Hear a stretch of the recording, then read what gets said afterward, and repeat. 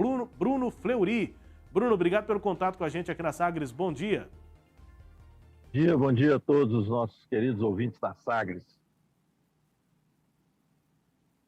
Falei aqui, cheguei a citar desaceleração, porque o índice de inflação para maio é mais baixo do que o de abril, mas não chega a ser deflação, né, Bruno? Na prática, a gente continua em alta, o que o consumidor percebe é, no geral, um aumento de preços, né? Até porque a deflação seria uma inflação negativa, né? Seria os preços reduzindo de uma forma bastante significativa e ficando em números negativos. E nós ainda não vimos ainda, nesses últimos anos, ainda um período de deflação. Mas são números importantes. A gente tem que também entender que a inflação estava muito alta e que essa tendência, se isso virar uma tendência, evidencia que a inflação bateu no teto e as medidas tomadas pelo Banco Central começaram a surtir efeito do ponto de vista de fazer com que a inflação volte a um patamar mais razoável, né? É bom a gente frisar que esse problema de inflação não é um problema brasileiro, né? É um problema mundial, né? E causada efetivamente pelo impacto da pandemia, preliminarmente, dos últimos 2 anos, e agora pela guerra da Ucrânia, né? Isso desarranjou todo o sistema produtivo mundial. Mas o cenário internacional, inclusive, Bruno, parece ser de continuidade de alta nos preços. Não parece haver um movimento de haver um resultado positivo das medidas, até por conta do cenário internacional. Vários países estão tomando medidas, como o Banco Central brasileiro tomou aqui, de elevação de juros, Estados Unidos, Reino Unido, o próprio Banco Central Europeu, que estava resistindo em elevar a taxa de juros, vai ter que fazer isso, e isso para tentar controlar um pouco o consumo e tentar baixar os preços, né? Nós estamos tendo aí as medidas que foram adotadas pelos diversos países para poder não deixar a economia se estagnar, né? A injeção de recursos que foram feitos pelos bancos centrais dos diversos países do mundo para deixar a população com um pouco mais de recurso e manter o nível de consumo, faltou combinar com os russos, né? Ou seja, faltou combinar com as empresas se elas teriam produtos disponíveis para colocar à disposição dos consumidores. E isso causou um impacto grande nos preços, porque as pessoas tinham recursos para consumir, mas não tinham produtos para comprar. Então, a indústria automobilística, por exemplo, é um caso concreto, né? A falta de chip acabou deixando veículos parados nas fábricas e os preços subiram muito. Subiu o preço de produto novo, subiu o preço de veículo usado. Isso causa um impacto na inflação. Então, nós temos aí várias questões que contribuem para o cálculo do índice de inflação e que foram realmente impactados por esse desarranjo institucional no ciclo de produção e que vai levar aí algum tempo ainda para poder voltar à normalidade. Bruno Fleury, economista, conosco aqui no Sagres Sinal Aberto Manhã, analisando o cenário político também com as suas questões aqui. Samuel Straioto. Oi, Bruno, bom dia. Obrigado aqui por nos atender novamente, participando aqui da nossa programação. Bruno, uma dúvida aqui para a sua análise. Quando a gente fala aí de inflação e também as medidas que o governo procura adotar, quando os membros do governo, o presidente, o ministro da Economia, vão lá no evento aí com representantes dos supermercadistas aqui no Brasil e pedem para os supermercados segurarem preços, tem algum tipo de eficácia, de eficiência esse tipo de medida? Zero. Ou de pedido, né? Zero. Isso aí é um discurso político, né? E eu acho que, na verdade, como a questão dos preços no Brasil estão livres, soltos, né? Nós não temos tabelamento de preço, graças a Deus, nem congelamento de preço. O mercado é que define o preço dos produtos em função de custos né? E em função da demanda. Então, é um pedido, né? Quase que um pedido de socorro para ver se as empresas seguram um pouco os preços aí diante dessa realidade cruel que nós estamos vivendo. Mas esse índice que foi divulgado agora já deu um alívio, né? Porque os preços dos alimentos já deram uma caída aí, em alguns produtos que são colocados na cesta básica aí, e isso já dá para melhorarem um pouco mais aí o acesso da população a alguns produtos da cesta básica. Mas, assim, nós vivemos uma economia de livre mercado, né? Quem define preço final não é o presidente da República, nem o ministro da Economia. Quem define isso são os custos que as empresas têm e a demanda. Se a demanda for maior do que a oferta, o preço vai subir mesmo, aqui nos Estados Unidos, no Japão, na Rússia, na China, onde for. O senhor destacou a respeito, né, de um discurso político, e aí a gente está em meio aí já ao processo eleitoral, daqui a pouco com a ênfase maior, daqui a pouco os candidatos efetivamente fazendo campanha, e aí esse tipo de tema, ele cada vez ficando mais próximo à população, à medida que vamos nos aproximando do processo eleitoral. Isso pode ter alguma interferência na economia, nos índices de inflação, nos outros componentes da macroeconomia, chegando até a vida real das pessoas? Ô, Samuel, né, a questão é a seguinte: em época de eleição, evidentemente que a economia, principalmente a eleição nacional, a presidência da República, a economia vai ficar entre os temas do debate político. Isso sempre foi assim. Quando a economia vai bem, quando Fernando Henrique editou lá o Plano Real e a economia se estabilizou, a população nunca tinha visto inflação tão baixa, juros tão baixos. Isso alavancou, evidentemente, a candidatura de Fernando Henrique para uma reeleição. Agora, a inflação, quando ela dispara, isso, evidentemente, causa um desgaste político muito grande no governo. E o governo precisa reagir a isso, né? Tomar algumas iniciativas que possam demonstrar à população de que a inflação não está descontrolada, que o governo está tomando medidas para poder tentar fazer com que isso volte a uma situação de mais normalidade, porque o bolso do cidadão, nessa hora, fala mais alto do que o próprio discurso político.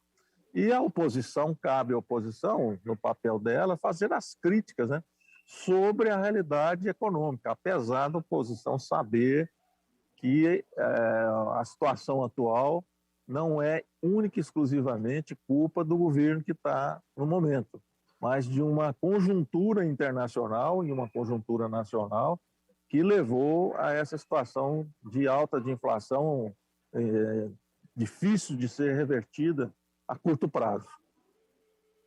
Nós temos aí vivenciado um debate bastante intenso em relação a combustíveis. Aí questões a impostos federais, a impostos estaduais.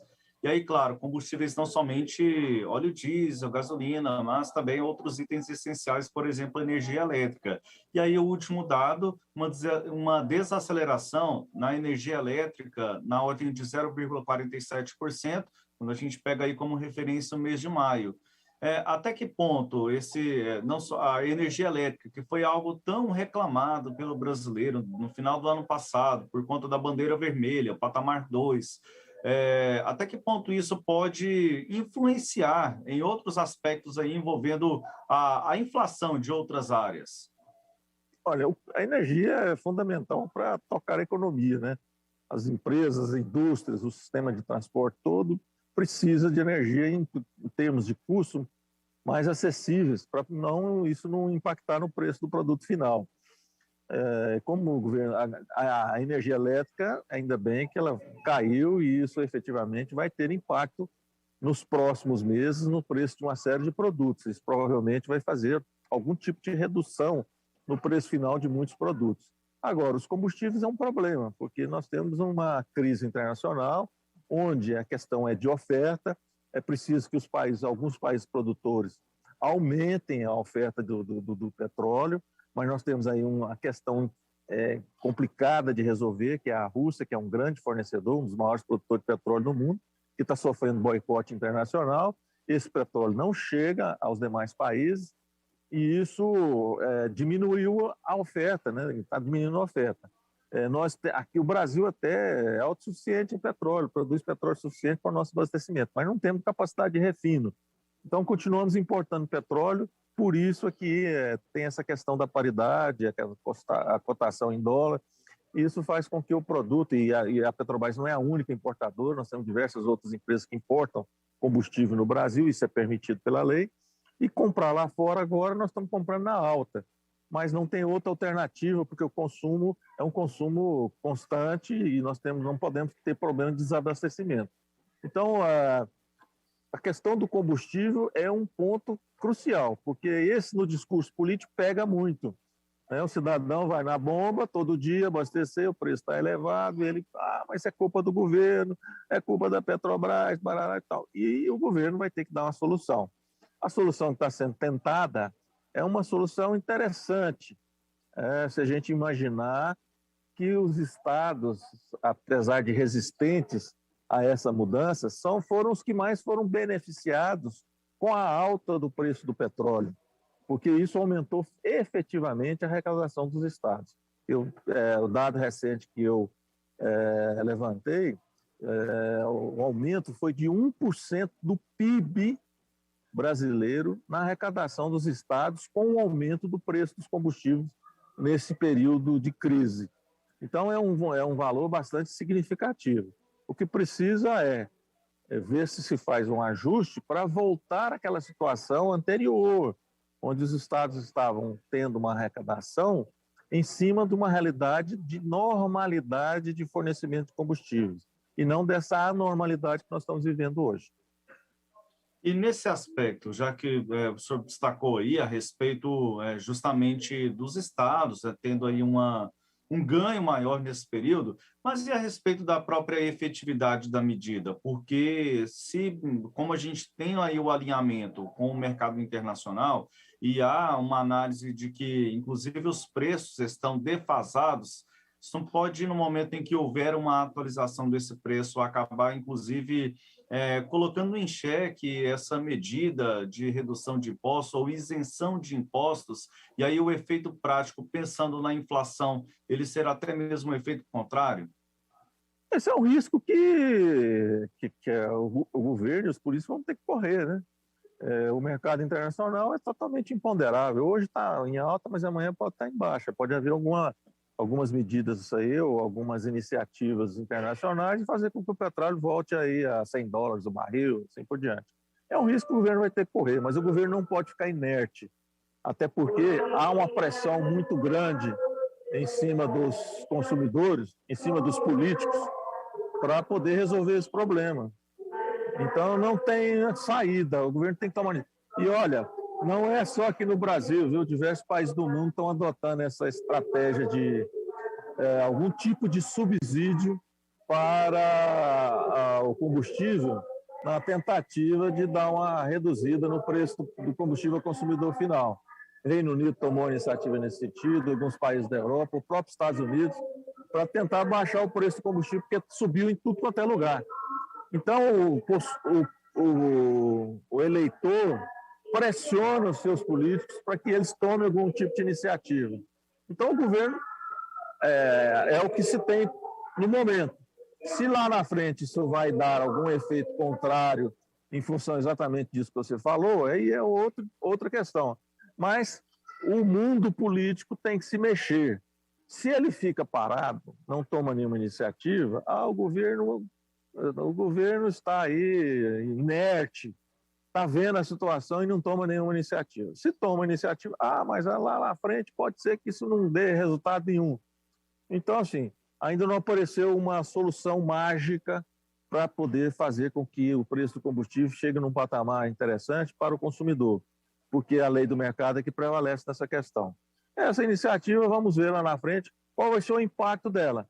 O que eu estou torcendo é que realmente seja da forma como o senador Fernando Bezerra disse, que realmente consiga reduzir o preço do combustível em valores que possam reduzir o custo do frete, por exemplo, e melhorar a vida do cidadão comum. E seguir em frente. E torcer para que lá fora o preço do petróleo no mercado internacional volte a um patamar mais próximo da normalidade. Bruno, eu gostaria aqui da minha parte fazer um último questionamento, né, atrelando aí essa questão do combustível, que vai permeando por outros segmentos da nossa cadeia produtiva nacional. E aí, quando a gente trata, por exemplo, e aí quem viveu o período da hiperinflação lá nos anos 80, né? Que, por exemplo. Claro, assim, é um contexto, né, diferente do que a gente vive hoje, mas, por exemplo, quando a gente vai ao supermercado mês a mês, a gente percebe que as coisas estão mais caras, estão mais difíceis. R$ 100 que era mês passado não são os mesmos R$ 100 que a gente leva para o supermercado agora. O que a gente pode fazer de uma análise, até mesmo do ponto de vista histórico, né, para não assustar as pessoas, porque nós não estamos num período de hiperinflação, mas, ao mesmo tempo, não estamos naquele período de estabilidade que foi proporcionado lá no início do Plano Real. O que a gente pode analisar nesse contexto histórico, principalmente quando a gente vai ao supermercado e vê uma grande diferença? A situação é bem diferente, né? Eu vivi aquela época e vi como é que era complicado, né? Você recebia o salário no dia 30, no dia 1º você já tinha 20, 10, 15% do seu salário já tinha sido corroído pela inflação, né? Então, outro dia eu mostrei, eu guardei um contra-cheque meu, eu trabalhava no Sebrae, né? Eu guardei um contra-cheque para mostrar para o meu filho outro dia, ele não acreditou, eu ganhava 300 mil cruzeiros na época. Era muito número dentro do contra-cheque. Mas na hora de pagar as contas não significava coisíssima nenhuma. Então, era uma situação muito complicada e que não tem nada a ver com o que nós estamos vivendo hoje. Evidentemente que quando a gente está acostumado com a inflação de 3%, 4%, quando ela sobe a 10%, isso assusta todo mundo. Como está assustando lá nos Estados Unidos, que sempre se acostumou com inflação baixa de 1%, 2%, e as pessoas estão extremamente assustadas. Mas acho que ainda é possível, né, trazer a inflação. Eu estou muito otimista com o que pode acontecer. Inclusive, vi uma análise do FMI que faz uma projeção de inflação para o Brasil este ano, de fechar o ano em 6,5%. Quer dizer, o ano passado nós fechamos em 10%, 2021. Esse ano, o FMI está dizendo que o Brasil vai fechar em 6,5%, que eu já acho que é um número bastante razoável. O mercado analisa, acha que nós vamos fechar em 8%. Também acho que está um número bastante razoável. Para que no ano que vem, com as coisas mais sob controle, a gente traga a inflação para os patamares que a gente espera, de 4%, 3%, com a economia funcionando normalmente. Estou dizendo isso se não acontecer nenhum acidente de percurso, né? Se a guerra não piorar, se não acontecer qualquer outro tipo de cataclismo. Ontem eu estava conversando com a minha esposa, estava lembrando as diversas crises que nós já vivemos na economia, começando lá pela década de 30, com a quebra da Bolsa de Nova York, mas a economia vive de ciclos mesmo, altas e baixas, altos e baixos. Tivemos a crise do petróleo de 73 e tal. Isso tudo causou inflação no mundo, causou inflação no Brasil, impacto, e nós conseguimos superar e seguir em frente. Este é um momento difícil, mas eu acho, sendo aqui bastante otimista, que nós vamos conseguir superar e no ano que vem vai ser bem melhor. Só me lembro, Bruno, Eu gosto de fazer discussão política com viés mais otimista, viu, Samuel? Eu não sou da turma dos catastrofistas que fica assustando a população com um discurso de a situação vai ficar ruim. Não. Eu acho que vai ficar melhor, mas eu estou falando isso com análise técnica, analisando perspectivas, tendências, medidas que estão sendo tomadas e como a nossa economia tem uma força muito grande de superação dessas dificuldades. Também penso da mesma forma, Bruno, e também não analisando, fulano, quando ciclano, beltrano, né? Não, aquela coisa que não leva a lugar nenhum, mas a gente pensando mesmo na efetividade aí das coisas, aquilo que interessa diretamente ao cidadão. Deixa eu te falar, eu sou um microempresário hoje, né? Eu me aposentei e montei uma microempresa para mim. Eu não fiquei um dia sem trabalhar na pandemia, nem um dia fiquei sem clientes, e conheço muita gente que ganhou muito dinheiro até durante a pandemia. Então, a criatividade do brasileiro, a inteligência, a capacidade de reação às dificuldades, faz com que a nossa economia não fique paralisada, que ela continue rodando, você entendeu? Então, eu acredito piamente de que nós vamos, ao final do ano, ter uma situação muito melhor e no ano que vem eu acho que a gente vai voltar a viver tempos melhores. Tomara, e mesmo aqueles que tiveram um grande prejuízo também que possam aí se recuperar Exato. gradativamente Isso. nesse cenário da economia. Rubens, Exatamente. conversamos então aqui na Sagres com a gente, daqui a pouco vai embarcar, está lá no aeroporto. Tô aqui no aeroporto, o desculpa Bruno aí, teve Fleury, até um barulhinho aí. Né? economista, Rubens. Tem um som assim daqueles avisos de aeroporto. Atenção, clientes da operadora tal, né, da empresa tal. Eu fiquei vendo aqui a feição do Bruno para ver se ele não ia ficar desesperado. Como ele não ficou, não era chamado para o embarque do voo dele, então tá tudo Não bem, a é o entrevista meu voo continuou. ainda. Ô Bruno, deixa eu te perguntar uma última questão aqui, que é sobre emprego. A gente está vendo nesse trimestre, né, nesses primeiros meses, primeiro semestre desse ano, uma recuperação do emprego, principalmente puxado pelo setor de serviços. Isso é uma tendência? Os outros setores também vão retomar a geração de empregos? Como é que você avalia? Salomão, o setor de serviços foi o mais prejudicado na pandemia, né, com os fechamentos, com os lockdowns. Então, o setor que ficou muito prejudicado. E o setor agora, que as pessoas voltaram a sair, ir para a rua, voltaram a consumir, é o setor que está recebendo aí uma movimentação. Eu estou aqui no aeroporto, a área de transporte aéreo é um setor de serviços que também foi muito afetado na pandemia e agora está funcionando normalmente. Então, esses setores são grandes geradores de mão de obra, são grandes absorvedores de mão de obra. Então, efetivamente, nós vamos ver que os números, e há uma tendência também positiva, esse é outro número importante, há uma tendência de reversão do número do desemprego e eu acredito que a gente vai conseguir... Olha, antes da pandemia, nós estávamos com um índice de desemprego de 14%. Nós estamos agora já com 10,5%. Então, realmente, é uma tendência bastante positiva nessa área. E outras questões estão acontecendo de maneira positiva, né? A venda da Eletrobras, que está ocorrendo ontem, aí foi um sucesso absoluto. Isso mostra que os investidores estão de olho nos nossos ativos e isso vai entrar muito recurso no Brasil, isso vai fazer com que a economia continue caminhando. Então, assim, as ações da Eletrobras não teve para quem quer, para quem quis, do ponto de vista dos trabalhadores, né? Ultrapassou em 50% o objetivo da oferta de ações para os trabalhadores, dos investimentos. Então, nós temos muitas notícias positivas aí, mostrando que a nossa economia, nós tomamos decisões antecipadas. Enquanto alguns países estão reagindo agora, nós reagimos com muita antecipação. E isso vai fazer com que o Brasil saia mais cedo da crise que afeta o mundo inteiro. É isso, Bruno. Obrigado pelo contato com a gente aqui na Sagres e boa viagem aí e até uma próxima oportunidade. Bom dia. Estou à sua disposição, viu, Salomão? Qualquer coisa, estamos aí. Esse é um assunto que eu gosto muito de debater de uma forma diferente. É como eu disse para o Samuel, eu não sou dos que optam pelo discurso do desastre, da dificuldade, do pessimismo, não. Eu quero ver esse Brasil seguir em frente, né? A gente participou da história, eu estou aqui como empresário agora ajudando a construir essa história também, oferecendo emprego.